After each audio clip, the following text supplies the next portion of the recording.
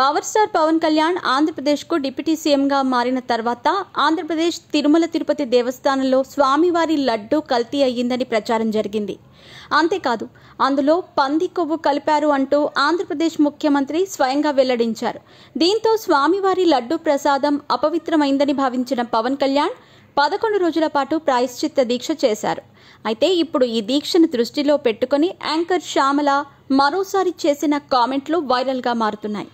అసలు విషయంలోకి వెళితే మూలా నక్షత్రం రోజున అమ్మవారి దర్శనానికి వచ్చే భక్తుల కోసం దాదాపు 3 లక్షల లడ్డూలను ప్రసాదంగా ఉంచాలని అధికారులు నిర్ణయించారు.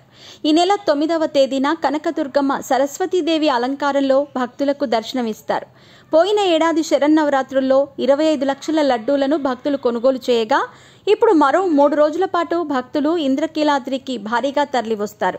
భవానీ భక్తులు దక్షిణాది రాష్ట్రాల నుంచి అమ్మవారి దర్శనానికి తరలివస్తారు.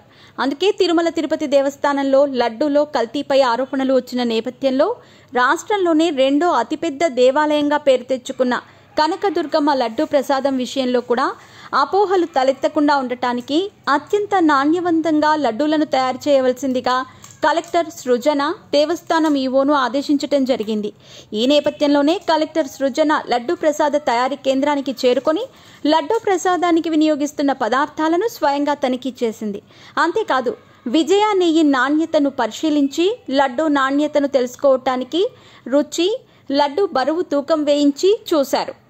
అయితే అదే సమయంలో సృజన లడ్డూ రుచి చూడటంతో స్వామివారికి నైవేద్యంగా పెట్టే లడ్డూను ఇలా రుచి చూడవచ్చా అంటూ మరో వార్త తెరపైకి వచ్చింది. ఈ విషయాన్ని దృష్టిలో పెట్టుకుని యాంకర్ శ్యామల మాట్లాడుతూ తన ట్విట్టర్ ఖాతా ద్వారా ఈ విధంగా పోస్ట్ చేసింది. తన ట్విట్టర్ ఖాతాలో ఆంధ్రప్రదేశ్ డిప్యూటీ సీఎం పవన్ కళ్యాణ్ మహాపచారం జరిగిపోయింది. స్వామివారికి పెట్టే ప్రసాదం అపవిత్రమైంది. సనాతన ధర్మం ప్రకారం స్వామివారికి పెట్టే ప్రసాదాన్ని వాసన కానీ రుచి కానీ చూడకూడదు. కాబట్టి మీరు వెంటనే సిద్ధమైపోండి. ఈసారి దీక్ష మామూలుగా ఉండకూడదు. బహిరంగ సభలు పెట్టి తెలుగు, హిందీ, ఇంగ్లీష్, తమిళ్ భాషల్లో ఉపన్యాసాలు ఇవ్వాలి.